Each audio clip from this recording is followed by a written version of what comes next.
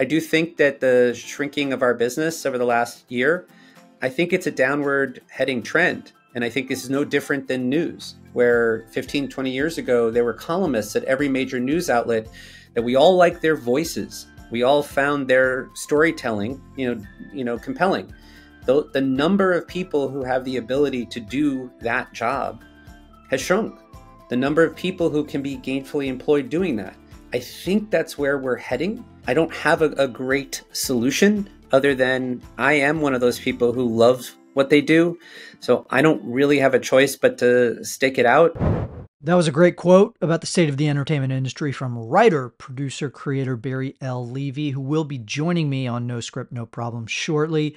Barry is the creator and executive producer of the exciting Apple TV Plus series Me, which is a coming-of-age story revolving around a teenager just learning he has superpowers and trying to get them under control. Barry is a veteran in the industry and a graduate of Washington University in St. Louis, my alma mater.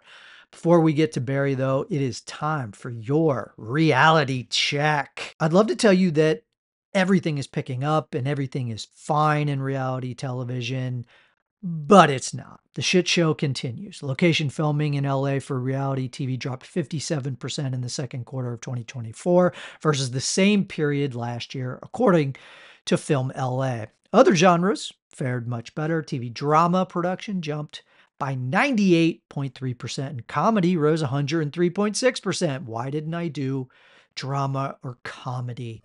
The employment impact of reality production is lower than it is for scripted TV, and projects are not tax incentive eligible through the state of California.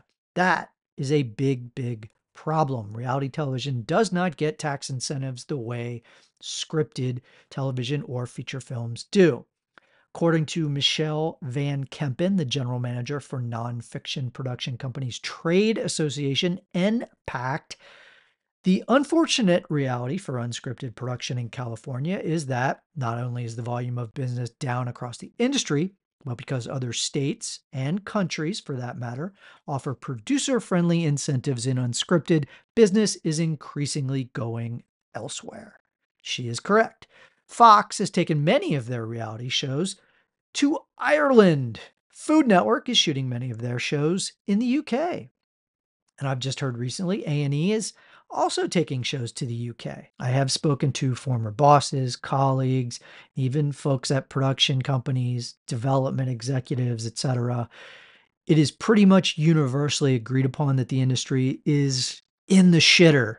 That is not an official statement, but that's the understanding. And in more good industry news, heavy on the sarcasm there, Disney was hit with layoffs on Wednesday as approximately 140 employees, or 2% of its workforce, were let go in the TV division, with approximately 60 of those coming from Nat Geo. The firings also included a pair of folks from the unscripted division, Tiffany Fegus, SVP of ABC Entertainment and Walt Disney Television Unscripted, and Belisa Balaban, SVP of Unscripted Series and Documentaries for Hulu. They are both saying goodbye.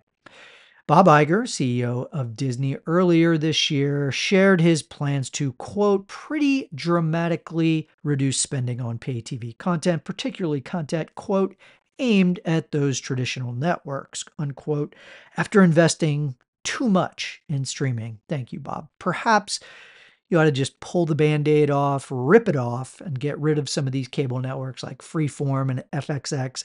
And while you're at it, just sell Nat Geo. You clearly don't have a plan for it. And moving over to our favorite Warner Brothers Discovery, it is more of the same, where they are planning to lay off somewhere around 1,000 employees, according to reports, as the stock dips to its lowest point in its 2-year existence. And in more Disco Bros news, WBD and the NBA apparently are going to be needing Judge Judy. The NBA completed its new media deals as expected with Amazon, Comcast, and Disney. It's about 11 years worth $76 billion. Not bad for a league that has been losing viewers. But TNT, the league's longtime partner, has been left out in the cold. Warner Brothers Discovery, who owns TNT, missed out on a chance to keep the rights earlier this year. They tried to match Amazon's offer, but the NBA basically told them, kick rocks. And that is why they are now most likely headed to court unless they can settle out of court. Peacock and Prime Video will be able to offer sports fans top-tier live events pretty much year-round, starting with football in September and then concluding with basketball in June. And right before we get to Barry, one more thing. If you are worried that AI might be ripping off your content, the answer is pretty much yes, almost certainly. According to 404 Media and The Verge, Runway's AI video generator has been trained on thousands and thousands of scraped YouTube videos. A spreadsheet obtained by 404 Media shows a massive training dataset that includes videos from Netflix, Pixar, Nintendo, and even The Verge itself. Runway, an advanced text-to-video platform, recently came out with their Gen 3 version, which looks closer to real life than anything we've seen before, and now we know why. The spreadsheet includes links to YouTube channels belonging to major entertainment companies such as Netflix, Disney, Nintendo, and Rockstar Games, along with creators like MKBHD and Sam Colder. There are also links to channels owned by news outlets like The Verge, The New Yorker, Reuters, and Wired. These are not people who you want to piss off. It all comes down to like who you want to steal from, and I would not want to steal from Disney or Netflix. Pretty litigious groups. The channels in that spreadsheet were a company-wide effort to find good quality videos to build the model with, a former Runway employee tells 404 Media. This was then used as input to a massive web crawler which downloaded all the videos from all those channels using proxies to avoid getting blocked by Google. Wow. Runway has received millions in funding from Google parent company Alphabet as well as NVIDIA. All these companies say it is fair use, but let's just be honest here. It is just plain theft. If you are interested in AI, I produce another podcast called AI Powered by People. Give it a shot. Time to chat with Barry Levy, the creator and executive producer of the new Apple TV series, Me. The show revolves around 12-year-old Ben Vasani, who is struggling at a new school with his new blended family when his life gets even more complicated. Ben discovers that he can transform into anyone he meets. As a shapeshifter, Ben must figure out who he is and who he wants to be. Barry also wrote the feature film a few years ago, Vantage Point, and like me, Barry attended Washington University in St. Louis. We talk a little bit about that. He clearly got much more out of his education there than I did. Enough about that. Hope you enjoy the interview. Okay. Barry Levy, welcome to No Script, No Problem, buddy. Well, thank you for having me. This is great. I'm really tired and I'm pretty angry with you because I stayed up late last night.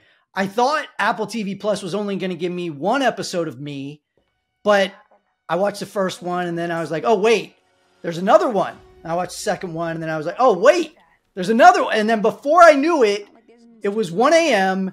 and I've been through 4 episodes. So congratulations on Me. Yes. You created the show Me.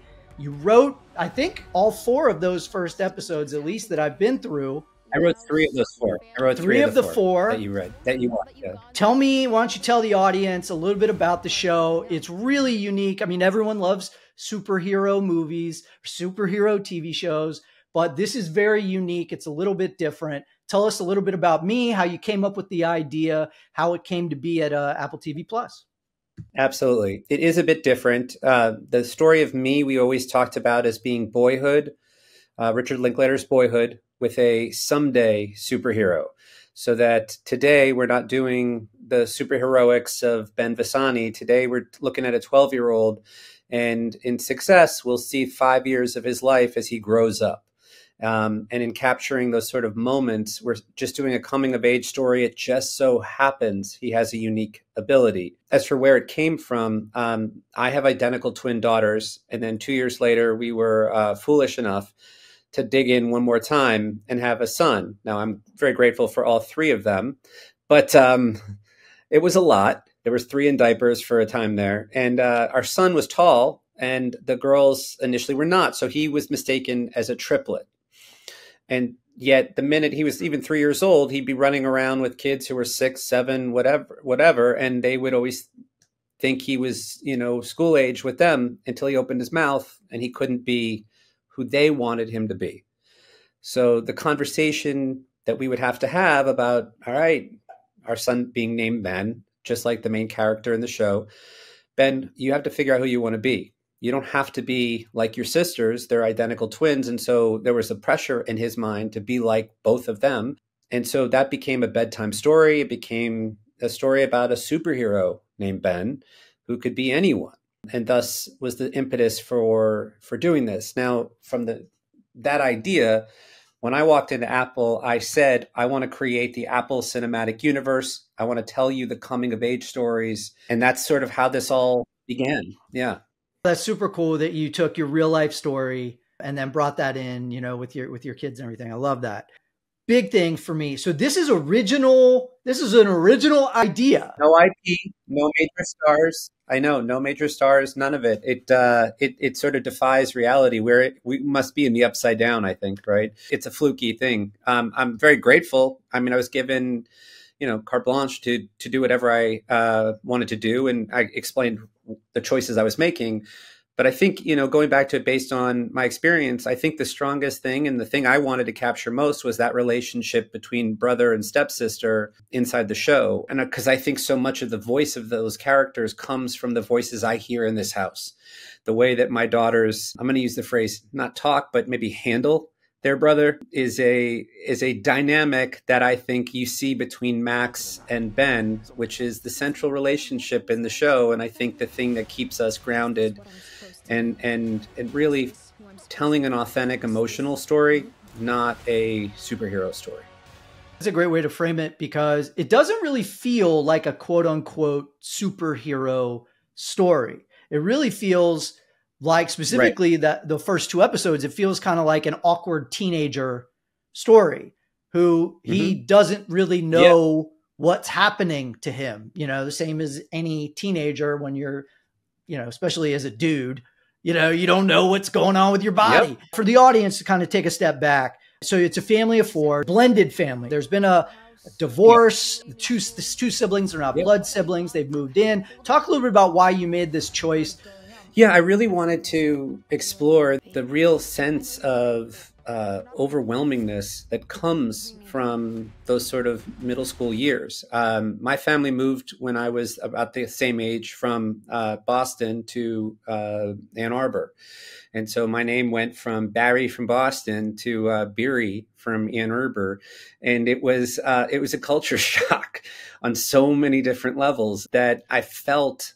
On one of the first pages of the pilot episode, there's a line when he's in the cafeteria with his stepsister and he doesn't know anyone else.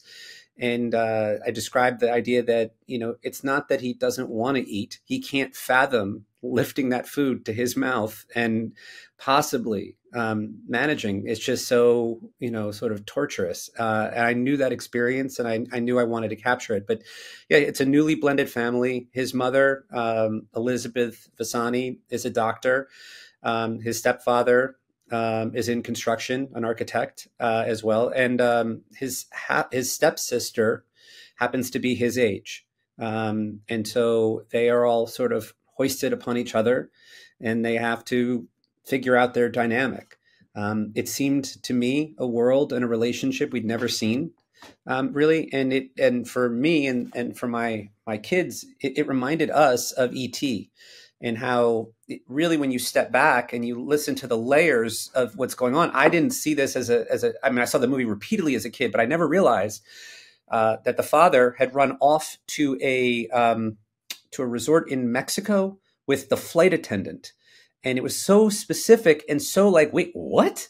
How did I miss? I mean, is this like an extra scene that they added since we saw it as kids? But no, that's the sort of the I don't even the remember layering that we never knew. I didn't even remember that. Yes, mind blowing. For me, that idea that we could do something with layers. Yeah, for parents to understand on their own and find something in it that wasn't just for kids. When you talk about like quote a superhero or superpowers, I'm sure there are fine lines you want to walk because there are boundaries, right? All the superheroes and superpowers. How did you kind of walk that fine line between how much Ben can do, what he can do, what he can't do, because he's got to maintain his humanity as well. What were your guardrails when it comes to his powers? Yeah, so there was two or three that come to mind just as I think about your question. I mean, the first was that even when I sat down with Apple the first time, I said he's not a superhero in season one. In fact, we're not really even going to see superheroics at all until maybe the final episode. Because my the second guardrail was is that we had this sort of rule. My son had once explained to me that there was a difference between having superpowers and being a superhero. And then it was so adorable and cute. He points to his heart and his head, and that became the sort of the guiding light of the season. Was we're telling the story of the head and the heart. We're not telling the story of some big evil.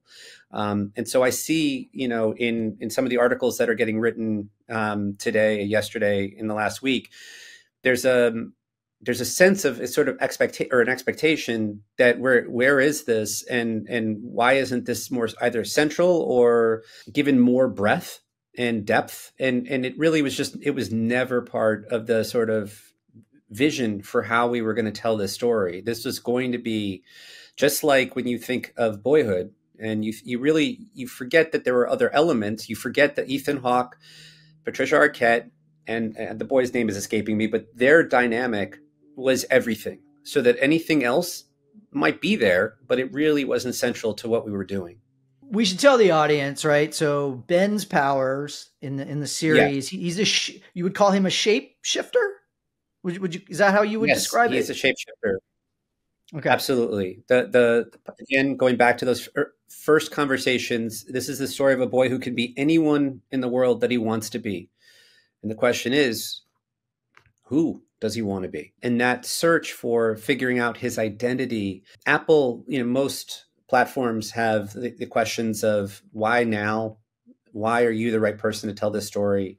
Apple has a third one, which is also why Apple? Like, why does it belong here? What is this doing sort of to the cultural conversation of our time? And in our vision, this was a subtle exploration of the search for identity that goes on now with so many adolescents. This was someone who had that opportunity to try on any identity he wanted. He just has to figure out which one is for him.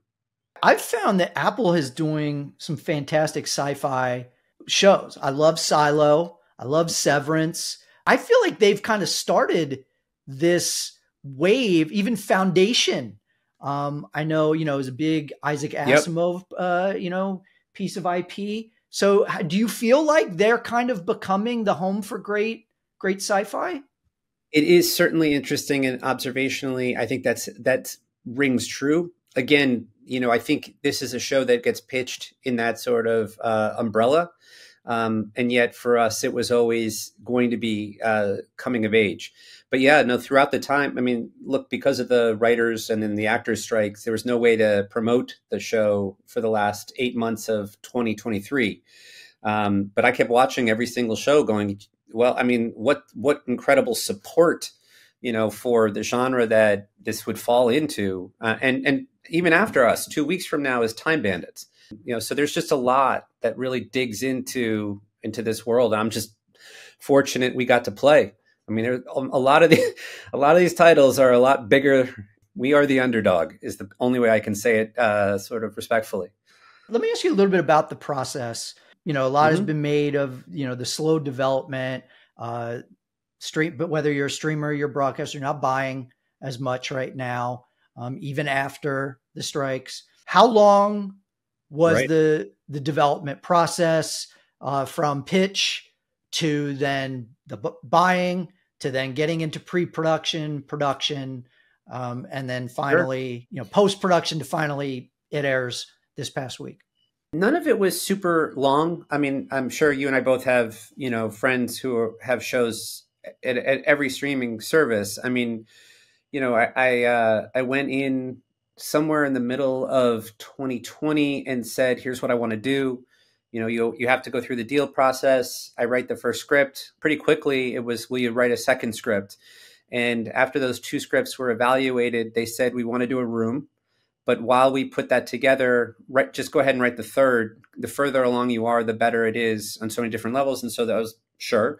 Write write that third one, the room. we actually rewrite all three of those and, fill out the rest of the season. I write the last one, but the other six are are the staff. And then it became the budget process. And at Apple, just like at all streaming services, they're generally speaking, they're not editing the sort of traditional pattern budget show. They're shooting in blocks. In our case, we shot in a single block. So all 10 episodes were done as a extraordinarily long movie. And there was rationale for it. That pros and cons. For us, it was that the storm that we were exploring, which is singularly the biggest set piece we have, appears in, I think, 5 episodes, elements of it. And in order to capture that, it would be a nightmare to sort of untangle episodes and do traditional blocks. So we saw that, and we saw that the desire visually to create something really cinematic. And so the search began for me to find a director who had a background in features, who could do what we were asking to do. And you've seen the first 4, the tone that we're talking about. It's not for everyone. There's real emotional pangs and emotion, and arguably some tearjerker moments. There's comedy. There's also, thriller and spectacle. And so I met with Michael Dowse, who is our director of all 10 episodes, and he had this incredible vision. And he sort of became my partner throughout all of it. And we built this show that does not, feel like something you've ever seen before. I'm incredibly grateful that he was such a gifted collaborator and an extraordinary director, but it really was. I'm not sure how many people go on a list who could do what he did. So I'm so grateful that we have found each other. You're thinking of an arc for Ben and his powers. How many seasons are you looking forward? Are you thinking 2, 3? Sometimes I know showrunners are thinking 5 seasons for a show, even before season 2 is greenlit. Where is your brain in terms of how many seasons, in terms of even right now, where do you see this show? This is my favorite question so far, for reasons you can't imagine, because I have been given specific instructions from the PR department. The use of language that I share with you today is full-throated. It is honest. It is genuine. And it also adheres to everything so that I remain a team player. Love you, Apple. I remind you that when I walked in at that first meeting, I had a vision for how this series would capture the next 5 years of Ben's life. And nothing in my mind has changed as to what are the seminal moments that we need to see. Additionally, I walked in knowing that I wanted to build, in success, obviously, the cinematic universe. And I knew a number of the characters that we were going to meet and for season 1, but not necessarily all, those characters may or may not be with us as we, in success, move forward. But what's important is the rules that you already saw in the first few episodes, that it's trauma plus sort of genetic predisposition. That's how we find ourselves to those unique individuals that we're talking about here. And that's everything. So that the rules are all in place, and the expectations are that those formative years will be profoundly formative for the people that we're going to watch in success grow forward. And boom, no one got upset with me off camera. That's how this works. Barry, I would never want to get you in trouble. Never. The reason I wanted to ask that question is because this is very close to you and your friends who are writers and showrunners. But I think fans sometimes see how when showrunners switch in seasons 3 or 4 or 5 of their favorite shows, sometimes the tone shifts, or even the writing style, the dialogue, things can change so much. I've noticed, and again, humble opinion, I'm an unscripted guy, but sometimes it feels like a season 2 right after a show's a big hit, season 1, suddenly season 2, you feel like, wait a minute, did they not the guess that season 2 was coming, and it feels so different. So that's why I ask, like, have you thought ahead even to like, Oh yeah, I yeah, absolutely. So, so there's two things. There's two, and on a general level, now that as you've given me more, I feel like I owe you a couple more ideas here that are sort of near and dear. Throughout the season, when we did our table reads and what have you, it was very clear that the performers that we cast were so much that delivered above and beyond what we expected, and so we kept rewriting to give them what they needed to flourish. And by way of example, in the opening episode that you saw, the dinner scene after his first day at school, that did not exist a week before production. We knew, though, that those kids and this family, we needed to stop down and actually see how it could work. And we knew that those kids, Abby Panowski and River, Lucy and River, Sean, that they could not only handle more, they could do it on their faces, not with, vomiting up a bunch of exposition or, heavy dialogue. And so we set out to do that. And then there's some later scenes, some really extraordinary performance scenes where the scene was a 2-page scene and then going into production and it became a 4-page scene because this actress deserved to really have her hero moment and shine. And so I bring it up in the context of the question you asked, because to me, I mean, I think Vince Gilligan did this better than anyone. He saw that Jesse Pinkman was deserving, warranting that you're evolving. And if you can't see what's in front of you, if you're not emotionally present enough to recognize it, then I think you're doing something wrong. So for me personally, I do have a plan, but I'm also recognizing that that's a dynamic, that if we were to have that second season, we have to also have to be open to the notion that things can change. But no, there is definitely a vision for where he goes. There's a lot of references about Ben's father throughout season 1 that is not accidental. There's a lot of things there that are ripe for the exploration. That's very cool. I like that. I want to ask you just a little bit about your writing and kind of give the audience a little bit of a window into kind of your process, taking kind of several steps back for the audience. We both went to Washington University in St. Louis, not known for its film school, not known for, any sort, not known for communications. It did produce Harold Ramis.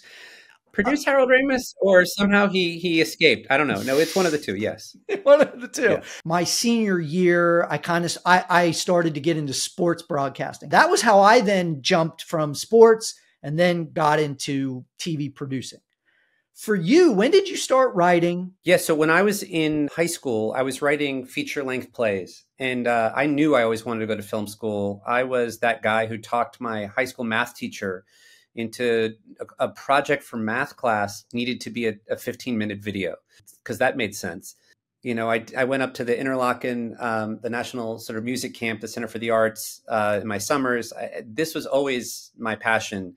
My mother would be a dean for about 15 years of my life. And she, as an academic, always insisted that you need to get a strong liberal arts education.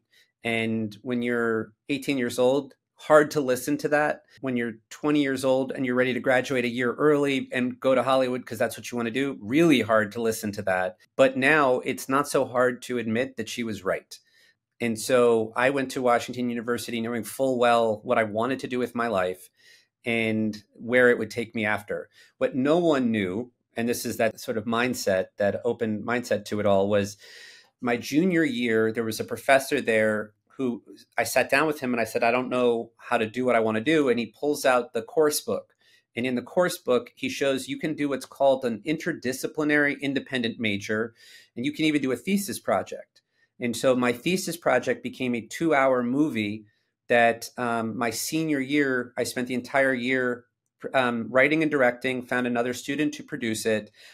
And we had screenings at the end of the year, and we sold out every single screening. And so even before I had finished the film, the articles that were being written about us, I sent to USC Film School. And so I went to the Stark program, the Peter Stark program in producing, as the baby of the class. I literally turned 22 in the first semester I was there.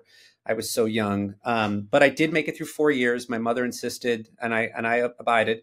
And so, I knew that's who I wanted to be, and it actually launched the film program there that they have, which was really gratifying, but pretty small. I'm sure even when you were there, because I think you said you'd started right after I was. There's like one full-time professor at that point, but it was the benefit of being in a small environment like that meant that the support was everything, even if the resources weren't anything. The dean of the arts and sciences school bought us the camera. When things started to go a little bit off the rails in production, because everything goes off the rails at some point, when it did, he, became our guardian angel and protected us and allowed us to finish.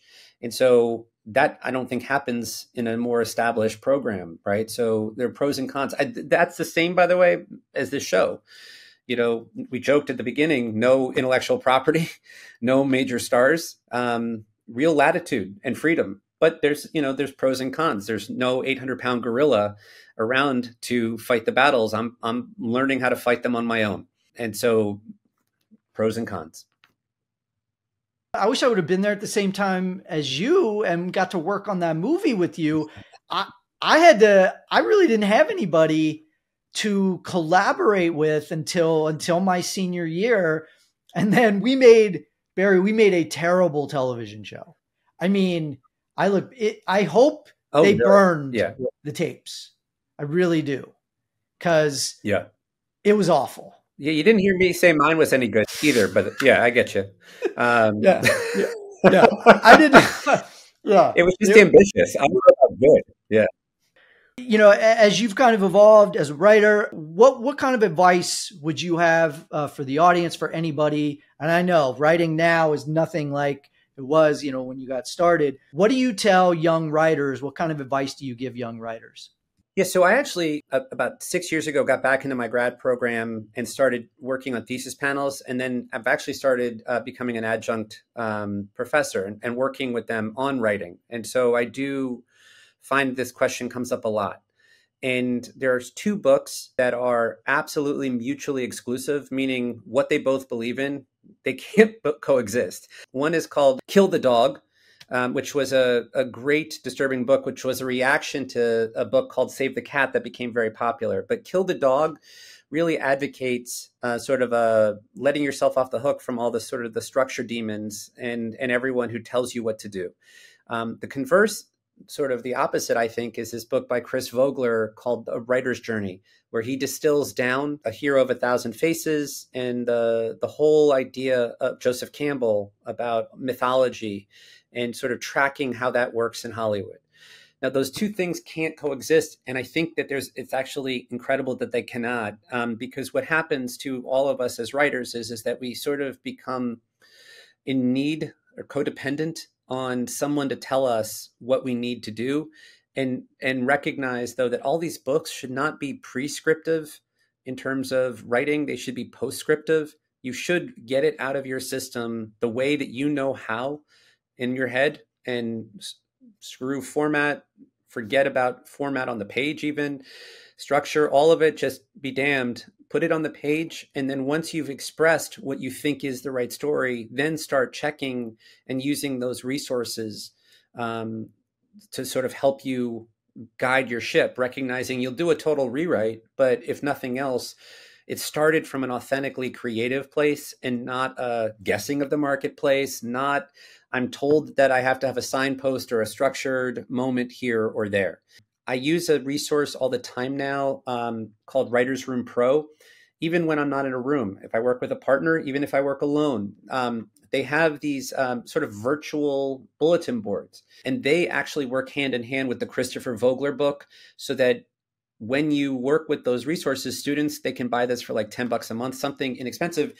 You actually can find your way into teaching yourself how to independently put something up and get it on its feet on your own. Now, that's a really long-winded answer. My wife is a publicist. She might try to choke me and say, can we do that one again? But I'm going with that answer because I do think that it's not an easy, simple solution. I think, you have to give yourself the time and the grace to screw up and to keep trying and to sort of find your way as you go. I buy that. So looking at kind of the ecosystem right now, Paramount and Skydance merger.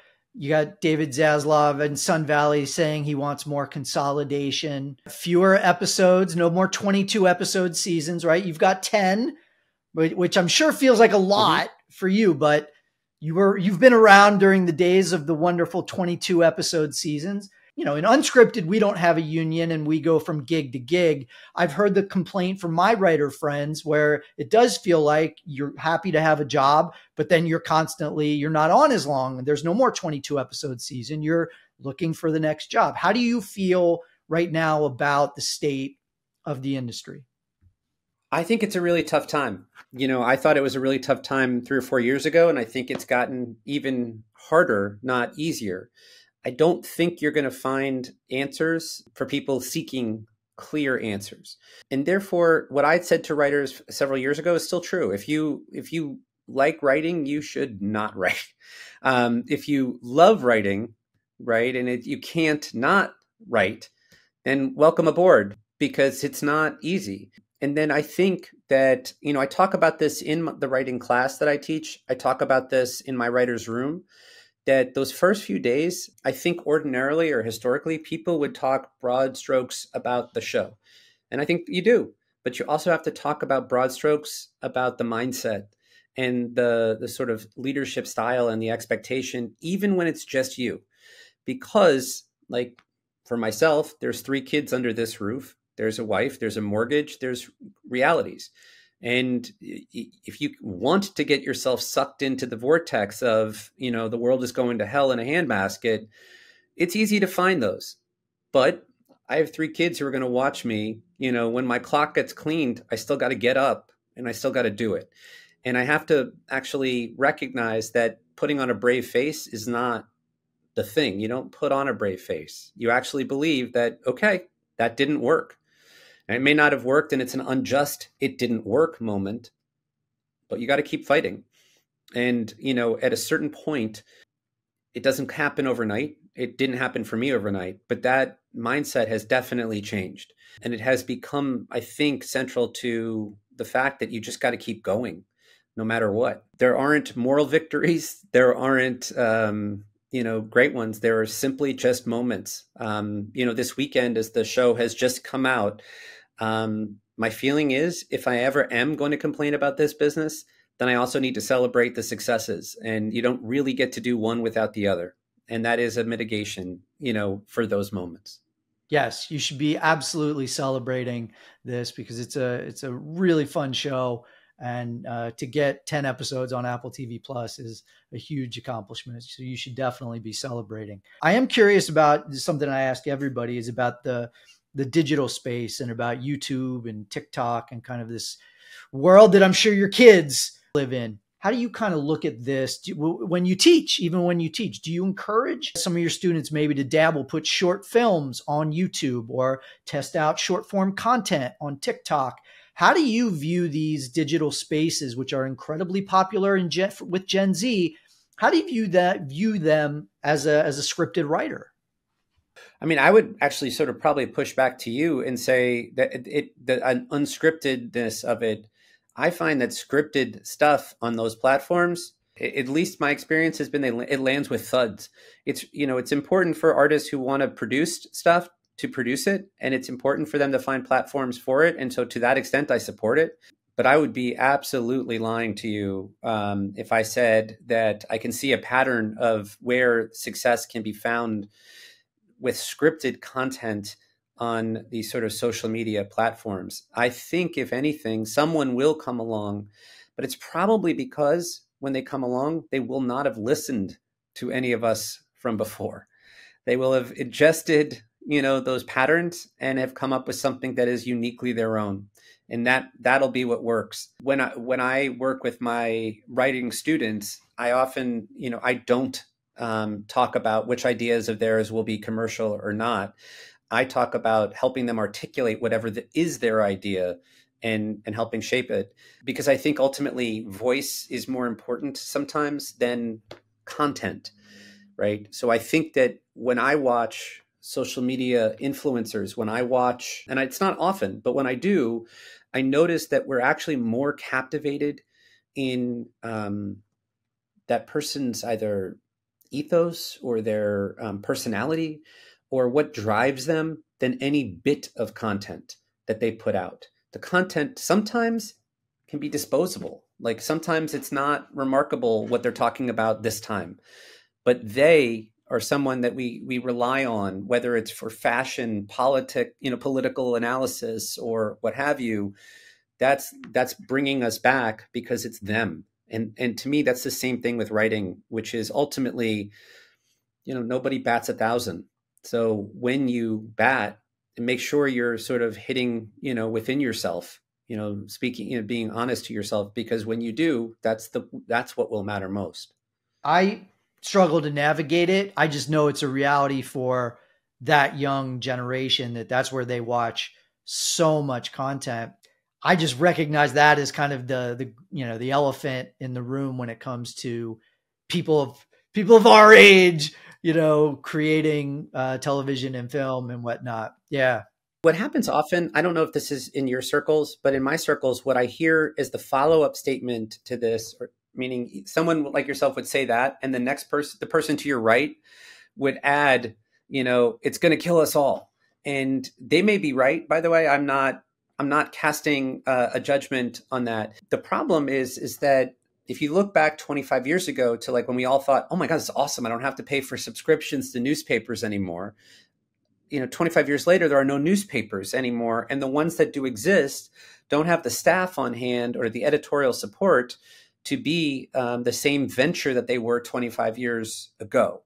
And essentially, this is a reality, which is we haven't replaced those news services with a legitimate alternative. We've replaced them with alternatives, but I'm not sure that we're better off for those alternatives. There are fewer jobs. There are fewer checks and balances. Is that a good thing or a bad thing?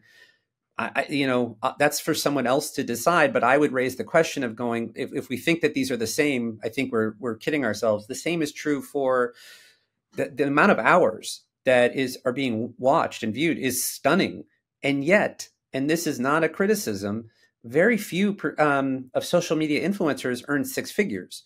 And at a certain point, that kind of entertainment is compelling to its audiences and it's working. And yet it doesn't really promote a future of a sustainable business in the same way that the news media wasn't replaced with a sustainable model that can work in this regard either. So I'm not sure where it's heading. I'm certainly agreeing that it's drawing audiences. I'm definitely suggesting someone, probably not named me, is going to find a breakthrough in it at all. And in the meantime, you got to stay to your voice wherever that voice is on whatever platform. Amen. Yeah, no, don't think that I'm the guy who's giving makeup tips on YouTube. I design hair for people as a stylist. I mean, people find that my hair recommendations are where they really see. I can see at that. my best. I do think that the shrinking of our business over the last year, I think it's a downward heading trend. And I think this is no different than news, where 15, 20 years ago, there were columnists at every major news outlet that we all liked their voices. We all found their storytelling, compelling. The number of people who have the ability to do that job has shrunk. The number of people who can be gainfully employed doing that. I think that's where we're heading. I don't have a great solution other than I am one of those people who love what they do. So I don't really have a choice but to stick it out. And if I'm to stick it out and continue to tell stories, moping is self-defeating. It does nothing to inspire or help the creative process. And so that's kind of where I come out of going, all right, I think these trends seem real. There's a parallel to other aspects of our culture where this has happened. What are we going to do about it? You fold up shop? Okay, that's one alternative. It's do you keep fighting and keep trying and go, that's been my answer. And to be very clear, it's not always easy, right? I mean, I saw it in the last several years, a number of different intellectual properties that I've secured the rights to. And in some cases, it's been really successful and exciting, and we've gotten close. Some of them we will get to the finish line in the next year, and others we haven't. And, I think you sort of just have to keep listening to your own, sort of rhythm and go, this is what I have to do for me. All right, Barry, this has been a lot of fun. Congratulations on me. It's on Apple TV Plus, easy for everybody to find. Thank you so much for joining me on No Script, No Problem. Thank you for having me. This is great. Steve, it's been great meeting you, and go wash you Bears. Thanks a lot, Barry. Before I go, I want to touch on a few quick things. I'm digging the NBC Peacock coverage of the Olympics so far. I'm withholding my final judgment, of course. It's very early, but so far I'm pretty happy. I will say this, though. The platform, the Peacock platform, I do find could be more user friendly. Yes, it is now easier to hop on there and you can at least find something very quickly that's live and you're not just like dealing with, oh, it's, fencing that's on, nothing against fencing, or, it's badminton. You can at least go and you can find something immediately. You can get, the gold zone so that you're immediately finding something that's the medal is at stake or something like that. But what I feel like they're missing is, oh, I really care about men's and women's basketball. Just show me that. Oh, I care about just the swimming. Show me that. Oh, I care only about track and field. Show me that. I feel like they can really personalize it more. And maybe that's what's coming in 4 years when it's the LA Olympics. But I feel like it's a much better experience with Peacock this year. Clearly, though, people are watching and people are enjoying the coverage. Watching Simone Biles, Suni Lee, the women's gymnastics all around final. Got 10.9 million viewers on NBC and Peacock. That was on Thursday in the afternoon, middle of the afternoon. And they had a total audience delivery of 31.7 million viewers on NBC Peacock and across all NBCU platforms on Thursday, according to Nielsen and Adobe Analytics. That is a 50% increase over the comparable competition for the Tokyo Olympics 3 years ago. Not bad. Let me know how you think the coverage is for the Olympics, how you think Peacock is doing. No script, no problem podcast at gmail.com. All right. Lastly, I jumped on the White Dudes for Hair Zoom this past week, and I wanted to share just a little bit of that with you guys. I'm so excited. A woman president, man. How exciting. And her championing of women's rights. I'm for that. And for all her stance on the environment and taking care of our children.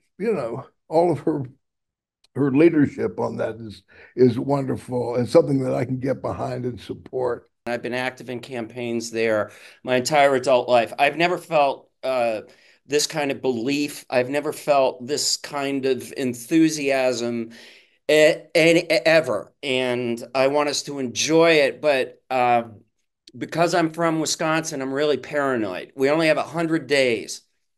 Okay. We have to do more than a Zoom. We have to do more than donate beyond whatever we can donate. We need to get to work. You've probably heard people saying this. They say, yeah, I don't like Trump. I know he's a bad guy, but he's a businessman. And, times are hard and I have to look out for me and my family. And we need a president who can be good for the economy, who's a businessman. And it's understandable. Money is short in this country for a lot of people. So I can see how people get there. But I want to talk about this. First of all, I'm not so sure Trump has been a good businessman. I mean, he likes to say that he's a self-made man, but he's lying. He inherited a ton of money from his dad. And when you start out with that much initial capital, it's a little bit like shooting fish in a barrel. But even if he were a successful businessman, which I'm not sure he has been, I think there are pretty much two different types of successful business people in this world. There are the honest business people who have an honest goodness, valuable product or good or service that they can bring to the world. And they treat their employees well.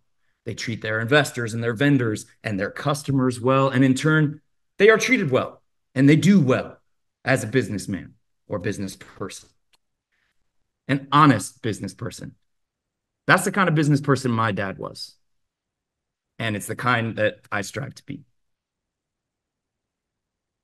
there's another type of successful businessman or woman, business person. And that's the con man. And I know there are also con women too, but if we're really honest, in this white dudes group, most of the biggest, baddest cons in the world are guys. So let's just say con man for short, right? A con man is different than an honest businessman. Might or might not have an honest to goodness product or service to offer the world, but it doesn't really matter, right? He's charismatic. He's good at lying. He's good at getting people on his side, his customers, his employees, his vendors, his investors. And he doesn't really give a shit about them. And as soon as he needs to, he's ready to screw them over as long as he ends up with the money. That's a con man. It's not exactly the kind of man you want to be, but it is one way to be successful in business.